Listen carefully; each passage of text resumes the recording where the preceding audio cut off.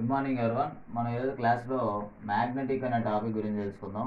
ఒకటి, ధ్రువసత్వం అంటే అయస్కాంతానికి ఉన్నటువంటి వికర్షణ లేదా ఆకర్షణని మనం ధ్రువసత్వం అన్నారు. దీని యొక్క ఫార్ములా యాంపియర్ పర్ మీటర్. అదేవిధంగా అయస్కాంత భ్రామకం అంటే అయస్కాంత పొడవు ఇంటూ ధ్రువసత్వాన్ని ఏమన్నారంటే అయస్కాంత భ్రామకం అన్నారు. దీని యొక్క formula ampere per metre square.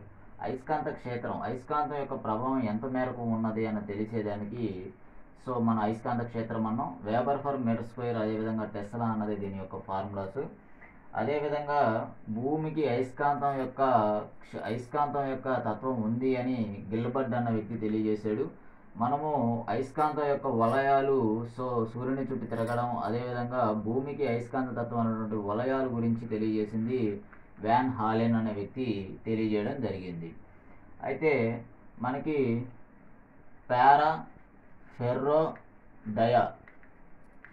So పారా పదార్థాలు అంటే మ్యాగ్నీషియం, మాంగనీస్, ఆక్సిజన్, అల్యూమినియం పారా అయస్కాంత పదార్థాలు. అంటే సెమీగా దీనికి అయస్కాంతత్వం ఉంటుంది.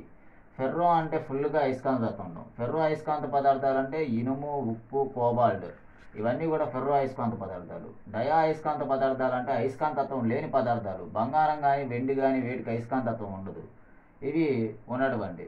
అయితే అయస్కాంతత్వం వేటి చేస్తారు అని అంటే విద్యుదీకరణ పద్ధతి ఒకటి, వేడి చేసే పద్ధతి. ఈ పద్ధతుల ద్వారా ఒక ప్రోడక్ట్కి ఏదైనా సరే మనకు అయస్కాంతత్వం ఉంటుంది.